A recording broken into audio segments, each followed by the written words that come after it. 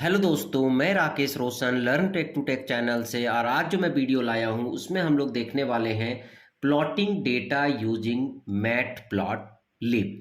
Matplotlib का use करके कैसे हम लोग डेटा प्लॉट करते हैं। तो इस वीडियो में कंप्लीट मैटप्लॉटलिब मैं कवर करने वाला हूं, जिसमें सबसे पहले हम लोग देखेंगे कि प्लॉटिंग का पर्पस क्या है। उसके बाद हम लोग देखेंगे डिफरेंट टाइप ऑफ ग्राफ्स को हम कैसे प्लॉट करते हैं और कैसे हम लोग ग्राफ्स को कस्टमाइज करेंगे। तो चलिए इस वीडियो को स्टार्ट करने से पहले जस्ट मैं आपसे रिक्वेस्ट करता हूं कि अगर अभी तक आपने मेरे चैनल को सब्सक्राइब नहीं कर रखा है तो सब्सक्राइब कर लें और बगल में जो बेल है उसे जरूर क्लिक करें, जिससे मेरे जितने भी नए वीडियोज हैं उनके नोटिफिकेशन आपको मिलता रहे। तो चलिए स्टार्ट करते हैं। तो दोस्तों यहाँ पर सबसे पहले देखते हैं पर्पस ऑफ प्लॉटिंग। प्लॉटिंग करने का पर्पस क्या होता है। यहाँ पर सबसे पहला पॉइंट है आइडेंटिफाइंग पैटर्न्स एंड ट्रेंड्स। यहाँ पर क्या है कि चार्ट के थ्रू जो है आप आराम से आइडेंटिफाई कर सकते हैं कि आपके डेटा का पैटर्न क्या है या फिर ट्रेंड क्या है। जैसे सपोज दैट सेल्स का डेटा है, तो अगर आप उसका चार्ट बनाएंगे तो आराम से पता कर सकते हैं कि मंथ वाइज आपका जो सेल है वो बढ़ रहा है, घट रहा है, या फिर किस मंथ के बाद बढ़ा है या किस मंथ के पहले घटा है। तो इस तरह की चीजें आराम से आप जो है चार्ट को देख के पता कर सकते हैं। तो chart allows us to visualise how data changes over time और अक्रॉस डिफरेंट वेरिएबल। तो यहाँ पर चार्ट आराम से बताता है कि कैसे आपका डेटा चेंज हो रहा है टाइम टू टाइम, ठीक है, या फिर किसी पर्टिकुलर वेरिएबल के बेस पे। तो making it easier to identify patterns and trends that may be important. तो इस तरीके से आप आराम से जो है पैटर्न और ट्रेंड को आइडेंटिफाई कर सकते हैं प्लॉटिंग के थ्रू। उसके बाद क्या है, कंपेयरिंग डेटा। आप आराम से किसी भी दो डेटा को कंपेयर कर सकते हैं चार्ट्स के थ्रू, ठीक है। तो charts can be use to compare data from different sources. Suppose that आपके पास दो डेटा आया डिफरेंट डिफरेंट सोर्सेज से, आप उसको कंपेयर करना चाहते तो आराम से जो है आप ग्राफ या चार्ट्स के थ्रू कंपेयर कर सकते हैं। Highlighting outliers. हाईलाइटिंग आउटलायर्स का मतलब क्या है, chart can be use to highlight outliers और anomalies in the data that may be significant. कई बार क्या होता है कि आपके डेटा में कुछ एनोमलीज होते हैं, ठीक है, कुछ बहुत ही ऐसे डेटा होते हैं जो बाकी से रिलेट नहीं खाते हैं, ठीक है। तो उसको आराम से जो है आपका चार्ट दिखा सकता है। जैसे सपोज डेट एक स्कैटर डायग्राम है, ठीक है, यहाँ पर ग्राफ है, सारे पॉइंट यहाँ पर एक साथ है पर एक पॉइंट बिल्कुल दूर में आ रहा है, ठीक है। तो आपको पता चल जाएगा कि यहाँ पर आउटलायर क्या है। उसके बाद क्या है, communicating results. Charts are often used to present research finding or data analysis results in a way that is accessible to a broader audience. उसके बाद क्या है, सपोज डेट आपने कुछ रिसर्च किया, उसके कुछ फाइंडिंग्स निकले हैं, ठीक है, या फिर आपने कुछ डेटा एनालिसिस किया, उसके कुछ रिजल्ट्स हैं, तो उनको आराम से आप क्या कर सकते हैं, चार्ट और ग्राफ के थ्रू दिखला सकते हैं, जिससे कि आप अपने रिजल्ट्स को कम्युनिकेट कर सकें अदर लोगों के साथ। तो आप देखेंगे जितने भी बड़े बड़े सीईओ होते हैं, एमडी होते हैं, उनके पास पूरा डेटा नहीं रखा जाता है, ठीक है, उनके पास चार्ट्स ग्राफ के फॉर्मेट में रखा जाता है और वो जो है एक बार में ही देख के उनको पता चल जाता है कि हाँ हमारा कंपनी किस तरीके से वर्क कर रहा है। तो अब आपको पता चल गया होगा कि ग्राफ या चार्ट को प्लॉटिंग करने का पर्पस क्या होता है। तो चलिए अब हम लोग प्रैक्टिकली देखने वाले हैं कि कैसे डिफरेंट टाइप ऑफ चार्ट्स और ग्राफ को हम प्लॉट कर सकते हैं मैटप्लॉटलिब लाइब्रेरी का यूज करके। तो दोस्तों यहाँ पर हम जुपिटर में आ चुके हैं। तो चलिए सबसे पहले हम लोग देखते हैं लाइन प्लॉट। तो चलिए देखते हैं कि लाइन प्लॉट को कैसे ड्रॉ करेंगे। तो सबसे पहले तो आपको यहाँ पर मैटप्लॉटलिब लाइब्रेरी को क्या करना पड़ेगा, इंपोर्ट करना पड़ेगा। तो उसके लिए आपको लिखना है matplotlib.pyplot8plt।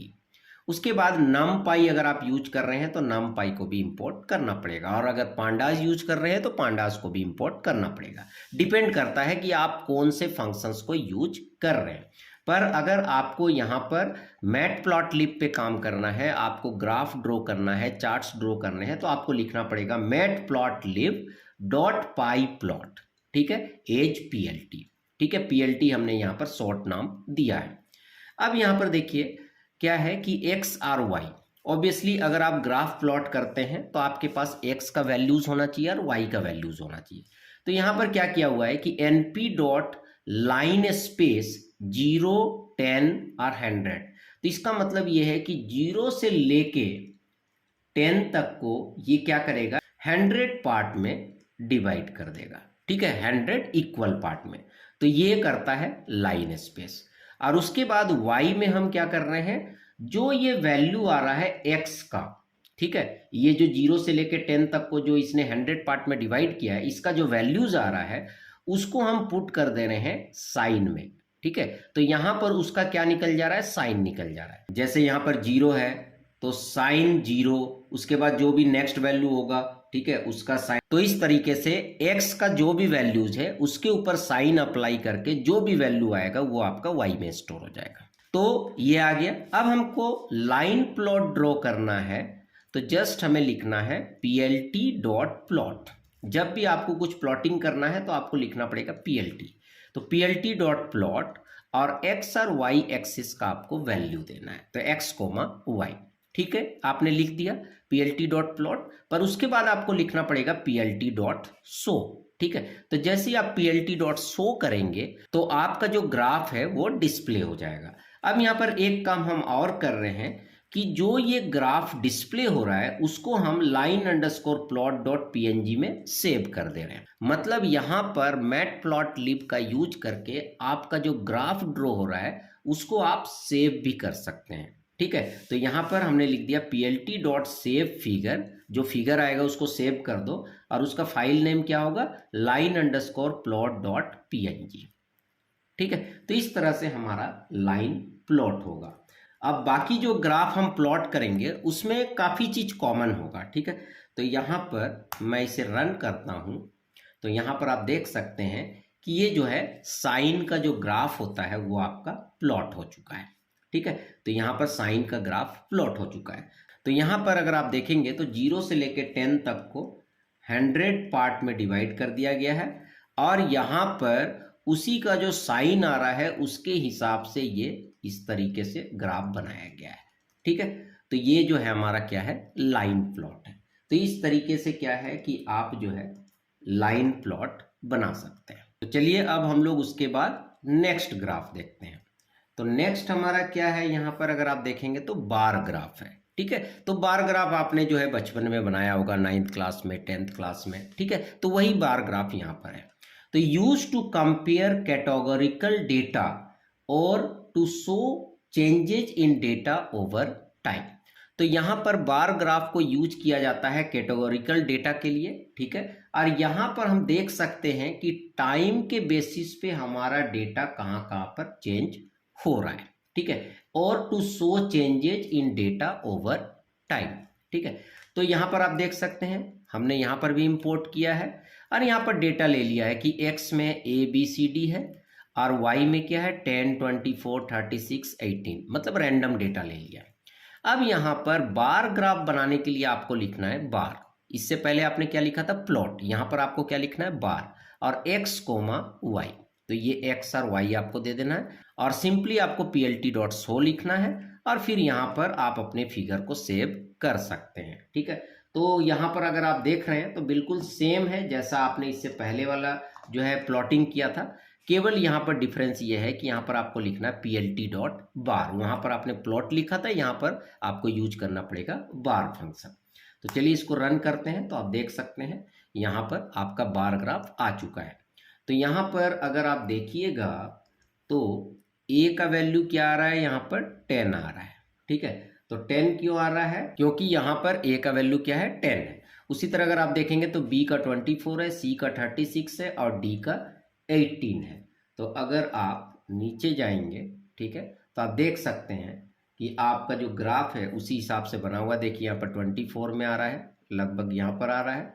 उसी तरह ये जो है 18 है, तो यहाँ पर देखिए 15 से 18 के बीच में आ रहा है, ठीक है। तो इस तरह से आपका बार ग्राफ बन रहा है। उसके बाद नेक्स्ट जो ग्राफ हम लोग देखने वाले हैं वो क्या है, हिस्टोग्राम। तो काफ़ी बार हम लोगों ने हिस्टोग्राम बनाया है 9th में, 10th में, 11th में, 12th में, ठीक है। तो हिस्टोग्राम किस पर्पस के लिए यूज होता है, use to show the distribution of continuous data. जो आपका कंटिन्यूअस डेटा है उसके डिस्ट्रीब्यूशन को दिखाने के लिए हम लोग हिस्टोग्राम को यूज करते हैं, या फिर frequency of occurrence in a different range, या फिर किसी भी चीज का फ्रीक्वेंसी को दिखलाने के लिए भी हम लोग हिस्टोग्राम का यूज करते हैं। तो यहाँ पर तो ये इंपोर्ट तो आपको सेम उसी तरह लिखना पड़ेगा। उसके बाद यहाँ पर 1000 रैंडम नंबर्स को हमने जनरेट कर लिया है। तो रैंडम नंबर जनरेट करने के लिए क्या लिखना पड़ता है, np.random.randn। तो यहाँ पर rand n फंक्शन क्या करता है कि रैंडम नंबर जनरेट करता है। चूंकि आपने यहाँ पर 1000 लिखा है तो ये 1000 रैंडम नंबर को जनरेट करेगा, पर वो जो रैंडम नंबर होगा वो नेगेटिव में भी हो सकता है, पॉजिटिव में भी हो सकता है। उसके बाद हिस्टोग्राम के लिए हमें लिखना पड़ता है plt.hist, HIST। ठीक है, पूरा हिस्टोग्राम नहीं लिखना है, आपको लिखना है HIST। और फिर आपको डेटा देना है, हमारा डेटा कहाँ पर है, x में है, तो यहाँ पर हमने x लिखा। उसके बाद है बिन्स इक्वल टू 30, मतलब यहाँ पर हिस्टोग्राम में टोटल नंबर ऑफ बिन्स जो होगा वो 30 होगा। तो यहाँ पर क्या करेगा, जो आपका 1000 डेटा है उसको ऑटोमेटिकली ये 30 बिन्स में डिस्ट्रीब्यूट कर देगा। तो चलिए मैं आपको बताऊंगा कि ये बिन्स होता क्या है, उसके बाद हम इसे शो कर देंगे और हम ग्राफ को सेव कर देंगे। ठीक है, तो चलिए सबसे पहले तो हम इसे डिस्प्ले करते हैं कि किस तरह से आउटपुट आता है। तो यहाँ पर आप देख सकते हैं ये हमारा आउटपुट आ चुका है। ये जो नंबर ऑफ बिन्स मैंने आपको बताया था ये ऐसे काउंट होता है, जैसे 1 2 3 4 5 6 7 8, तो इस तरह से इसमें 30 बिन्स हैं। ठीक है, तो यहाँ पर आपने देखा कि जैसे ही हमने डेटा दिया तो कैसे इसने ऑटोमेटिकली जो है ग्राफ को जो है डिस्प्ले कर दिया।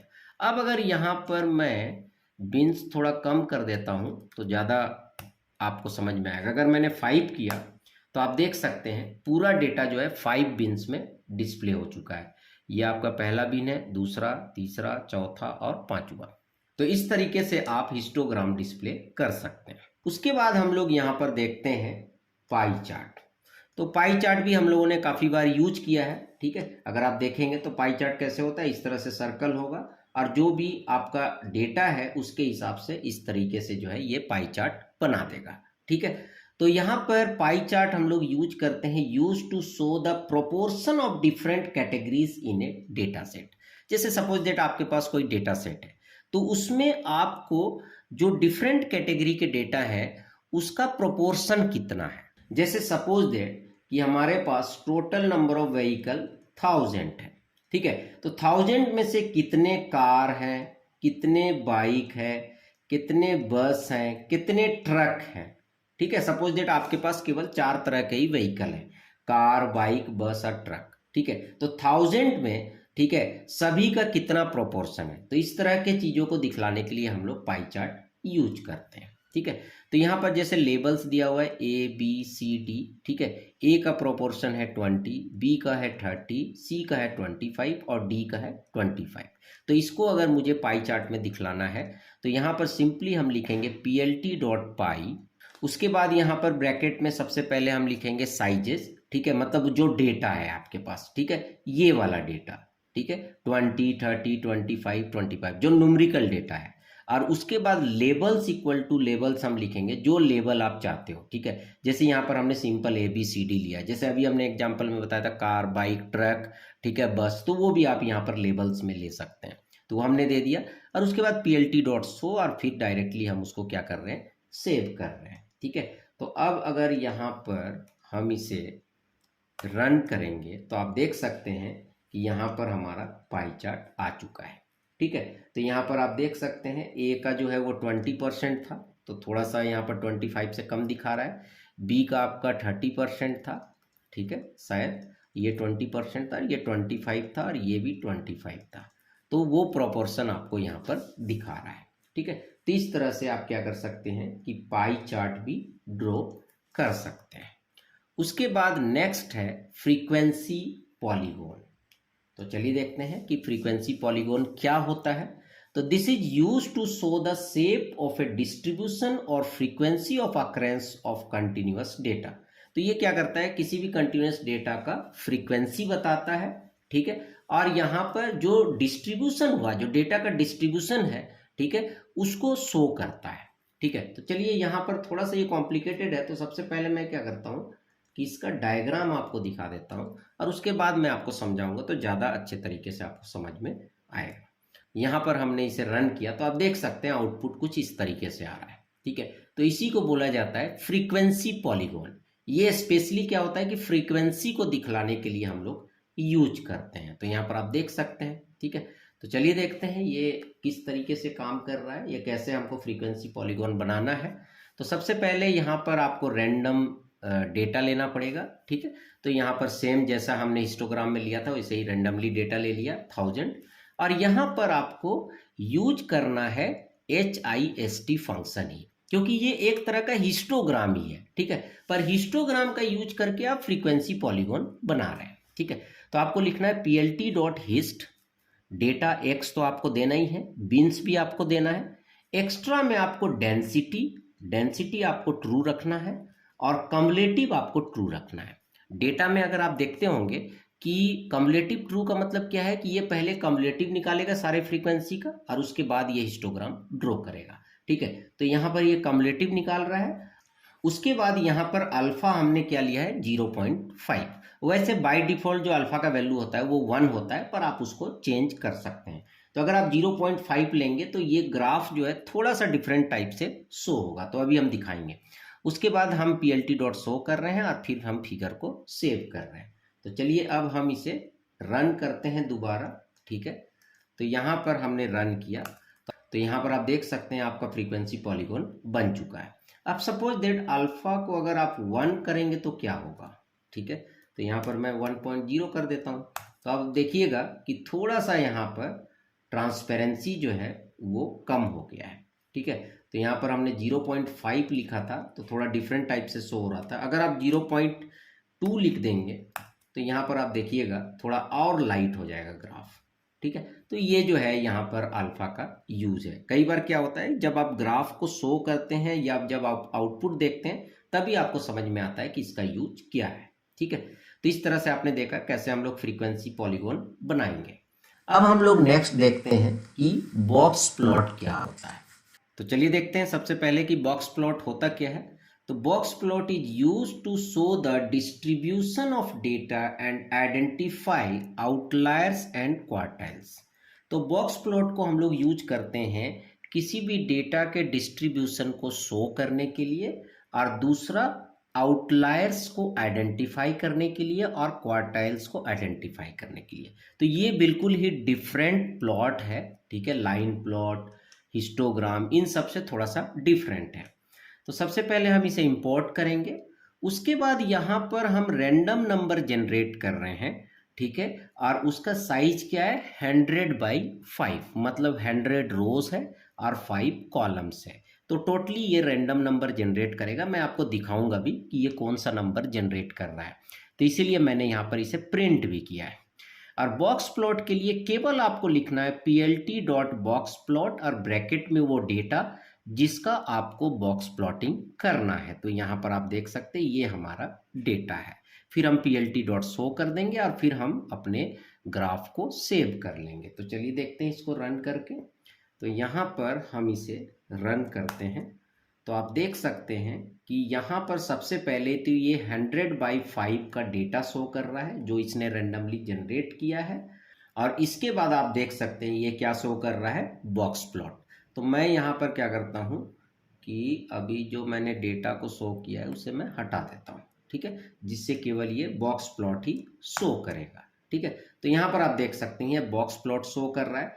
तो यहाँ जो बॉक्स प्लॉट है ये थोड़ा सा टोटली डिफरेंट है। ठीक है, यहाँ पर क्या है सबसे पहले कि ये जो पॉइंट्स दिख रहा है ये आपके आउटलायर्स हैं। ठीक है, ये आउटलायर्स हैं, मतलब बिल्कुल डिफरेंट डेटा है। मतलब बाकी डेटा कुछ एक तरीके से है पर कुछ डेटा ऐसे हैं जो बिल्कुल बाकी डेटा से डिफरेंट है, तो उसको हम लोग आउटलायर बोलते हैं। ठीक है, तो ये स्टैटिस्टिक्स का पार्ट है। आप आउटलायर गूगल में सर्च करके उसको डिटेल में भी आप देख सकते हैं। ठीक है, और ये जो है आपका बॉक्स प्लॉट है। अब यहाँ पर देखते हैं कि ये जो डायग्राम है ये क्या शो कर रहा है। ठीक है, जैसे यहाँ पर एक लाइन है, फिर यहाँ पर एक लाइन है, बीच में आपका एक बॉक्स है, उसके बीच में एक लाइन है, तो ये क्या शो कर रहा है। ठीक है, तो चलिए देखते हैं।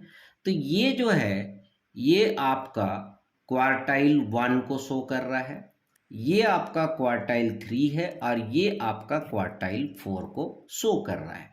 और बीच में जो ये लाइन है ये इस डेटा के मीडियन को शो कर रहा है, मतलब ये जो है इस डेटा का मीडियन है। ठीक है, तो इस तरीके से जो है ये बॉक्स प्लॉट आपको बना के देगा। तो आपने देखा कि किस तरीके से जो है आप आराम से बॉक्स प्लॉट बना सकते हैं, और केवल क्या लिख के बॉक्स प्लॉट फंक्शन का यूज करके।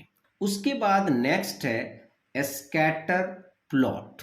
ठीक है, तो चलिए देखते हैं सबसे पहले कि स्कैटर प्लॉट क्या होता है। तो use to show the relationship between two continuous variable और to identify pattern and trend in data. तो यहाँ पर क्या है कि कोई भी दो कंटिन्यूअस वेरिएबल है उसके बीच में रिलेशनशिप को शो करता है स्कैटर प्लॉट, और फिर यहाँ पर पैटर्न और ट्रेंड भी आप निकाल सकते हैं। ठीक है, जैसे लाइन प्लॉट में आप पैटर्न और ट्रेंड निकाल सकते हैं, उसी तरह यहाँ पर भी आप पैटर्न और ट्रेंड निकाल सकते हैं। ठीक है, तो यहाँ पर आप देख सकते हैं, यहाँ पर आपको इंपोर्ट करना ही पड़ेगा। अब यहाँ पर चूंकि हमको दो वेरिएबल के बीच में रिलेशनशिप शो करना है, तो हमें यहाँ पर एक्स और वाई दोनों लेना पड़ेगा। तो एक्स में भी हमने 100 रैंडम नंबर जनरेट कर लिए और वाई में भी 100 रैंडम नंबर हमने जनरेट कर लिए। अगर आपके पास कोई डेटा है तो आप अपना डेटा यहाँ पर डाल सकते हैं, और उसके बाद केवल लिख देना plt.scatter x, y, और फिर हम इसे शो कर देंगे और सेव कर देंगे। तो चलिए देखते हैं इसका आउटपुट क्या आता है। ठीक है, तो मैंने यहाँ पर रन किया, तो आप देख सकते हैं इस तरीके से आपका आउटपुट आएगा। ठीक है, तो इस तरीके से आपका जो है आउटपुट आ रहा है। तो जो भी एक्स और वाई का डेटा है, जैसे ये जो है अगर आप देखेंगे तो ये आपका एक्स का डेटा है और ये आपका वाई का डेटा है। ठीक है, और उसके हिसाब से ये पूरा स्कैटर प्लॉट आपका बन गया। अब इस प्लॉट का क्या फायदा है कि यहाँ पर जैसे आप देख रहे हैं ये डॉट्स आ रहा है। ठीक है, तो अगर कुछ ऐसे डॉट्स आ रहे हैं जो एक ग्रुप बना रहे हैं, मतलब एक ही जगह वो डॉट्स आ रहे हैं, तो उसको देख के कुछ आप एनालाइज कर सकते हैं। ठीक है, तो इस तरह के काम के लिए यहाँ पर स्कैटर प्लॉट का यूज किया जाता है। तो दोस्तों इस तरीके से आपने देखा कि डिफरेंट टाइप ऑफ चार्ट्स और ग्राफ को कैसे हम ड्रॉ करेंगे मैटप्लॉटलिब लाइब्रेरी का यूज करके।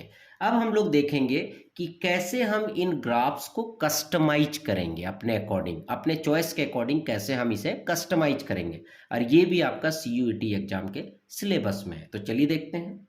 तो अब हम लोग देखने वाले हैं कि कस्टमाइजिंग प्लॉट्स को हम कैसे कस्टमाइज करेंगे, जैसे कलर कैसे हम देंगे, स्टाइल्स कैसे डालेंगे, ठीक है, विड्थ कैसे हम डिसाइड करेंगे, कैसे लेबल्स हम डालेंगे, कैसे हम टाइटल्स डालेंगे, कैसे हम लीजेंड्स यूज करेंगे। क्योंकि अभी तक हमने जो भी प्लॉट्स बनाए उसमें हमने कोई टाइटल नहीं डाला था, उसमें हमने कोई लेबल्स नहीं डाला था। ठीक है, सारे लाइंस जो है वो सॉलिड आ रहे थे। सपोज दैट आपको कोई डैश्ड लाइन यूज करना है, अगर आपको डॉटेड लाइन यूज करना है तो कैसे आप करेंगे। ठीक है, तो ये सारा चीज यहाँ पर हम लोग देखने वाले हैं।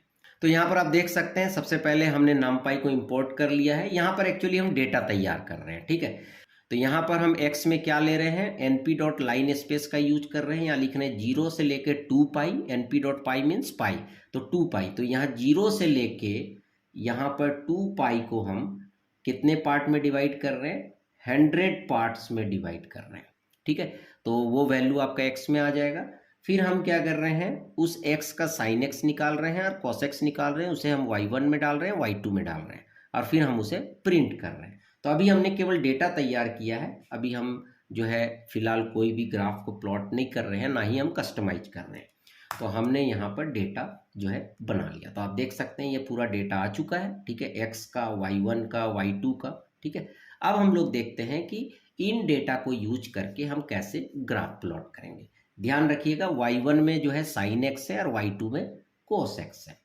तो यहाँ पर देखिए प्लॉट कर रहे हैं, दो प्लॉट बना रहे हैं, plt.plot जिसमें हम sin x को प्लॉट कर रहे हैं, और plt.plot जिसमें हम cos x को प्लॉट कर रहे हैं, और हम लिख रहे हैं plt.legend। तो आप देखिएगा plt.legend लिखने पे क्या आता है, और फिर हम उसे शो कर रहे हैं। ठीक है, तो यहाँ पर इसका आउटपुट जो है आपको कुछ डिफरेंट नज़र आएगा। तो यहाँ पर आप देख सकते हैं सबसे पहले तो यहाँ पर कलर्स अलग आ रहा है क्योंकि आपने लीजेंड लगाया है, और लीजेंड लगाया है इसलिए यहाँ पर आप देखिएगा इस तरीके से आ रहा है। तो क्योंकि आप दो ग्राफ को एक ही ग्राफ में बना रहे हैं। ठीक है, तो यहाँ पर देखिए ये sin x को डिनोट कर रहा है, ये cos x को डिनोट कर रहा है। तो इस तरीके से आप क्या कर सकते हैं, अपने ग्राफ को कस्टमाइज कर सकते हैं। अब यहाँ पर देखिए केवल लीजेंड लिखने से आपका ग्राफ जो है काफ़ी चेंज हो गया। ठीक है, उसके बाद हम फिर से देखते हैं, यहाँ पर कुछ और चेंजेस करते हैं। जैसे यहाँ पर x लेबल हम x दे रहे हैं, y लेबल हम y दे रहे हैं। यहाँ पर अगर पिछला ग्राफ में अगर आप देखेंगे, ठीक है, तो यहाँ पर कोई लेबल नहीं है। ठीक है, जैसे अगर हम देखना चाहें कि ये जो है क्या डिनोट कर रहा है, ठीक है, उसी तरह अगर हम देखना चाहें कि ये जो आपका x है, यहाँ पर कुछ हम लिखना चाहें कि ये क्या डिनोट कर रहा है, तो वो यहाँ पर है नहीं। तो उस तरीके का अगर आपको लेबल देना है तो आप लिखेंगे plt.x लेवल, plt.y लेवल। तो लेबल में फिलहाल हम x और y दे रहे हैं। अब यहाँ पर कुछ चीज़ें और हम चेंज कर रहे हैं, जैसे कलर हम ब्लू कर रहे हैं, ठीक है। जो x, y1 मतलब जो साइन x वाला जो ग्राफ है उसका कलर को हम ब्लू कर रहे हैं। लाइन स्टाइल को हम डैश कर दे रहे हैं। लाइन का विड्थ हम 2 डाल दे रहे हैं, ठीक है। लेबल हम यहाँ पर साइन x रखेंगे, ठीक है। लेबल को हम क्या रखेंगे, साइन x रखेंगे। तो इस तरह से काफ़ी चीज़ हमने यहाँ पर चेंज कर दिया, कलर चेंज कर दिया, लाइन स्टाइल चेंज कर दिया, लाइन विड्थ चेंज कर दिया, ठीक है। अब हम लोग देखते हैं कि इसका आउटपुट क्या आता है, ठीक है। तो यहाँ पर हम इसे रन करते हैं। तो अब आप देख सकते हैं कि थोड़ा सा ये ग्राफ और अट्रैक्टिव हो गया। क्या क्या चेंजेज आए, पहला तो यहाँ पर देखिए लेबल आ गया, पहले लेबल नहीं था। उसके बाद यहाँ पर देखिए ये डैश आ गया, जो लाइन है वो डैश लाइन है, और ये आपका डॉटेड लाइन है, ठीक है। तो ये चेंजेज आ गए। ये कैसे आए, क्योंकि यहाँ पर आप देख सकते हो कि यहाँ पर लाइन स्टाइल में डैश दिया हुआ है और लाइन स्टाइल में यहाँ पर डॉटेड दिया गया है। मतलब कोस एक्स जो है वो डॉटेड लाइन में है, ठीक है, और साइन एक्स जो है वो डैश लाइन में है। और यहाँ पर कलर हमने रेड और ब्लू कर दिया। तो इस तरह से क्या कर सकते हैं कि आप अपने ग्राफ को कस्टमाइज भी कर सकते हैं। तो दोस्तों इस वीडियो में हमने पूरा मैटप्लॉटलिब जो है कवर किया है, जो आपके CUET एग्जाम में है, जिसमें सबसे पहले मैंने आपको बताया कि प्लॉटिंग का पर्पस क्या है। उसके बाद डिफरेंट टाइप ऑफ ग्राफ और चार्ट्स हमने देखा, ठीक है, और प्रैक्टिकली भी करके देखे कि कैसे हम लोग उसको डिस्प्ले करेंगे और कैसे हम कोड लिखेंगे। और फाइनली हम लोगों ने ये भी देखा कि उन ग्राफ्स को हम कैसे कस्टमाइज करेंगे। तो चलिए इस वीडियो में इतना ही रखते हैं, और जस्ट मैं आपसे रिक्वेस्ट करता हूं कि अगर अभी तक आपने मेरे चैनल को सब्सक्राइब नहीं कर रखा तो सब्सक्राइब कर लें, और बगल में जो बेल है उसे जरूर क्लिक करें, जिससे मेरे जितने भी नए वीडियोस हैं उनका नोटिफिकेशन आपको मिलता रहे। Thank you and good bye.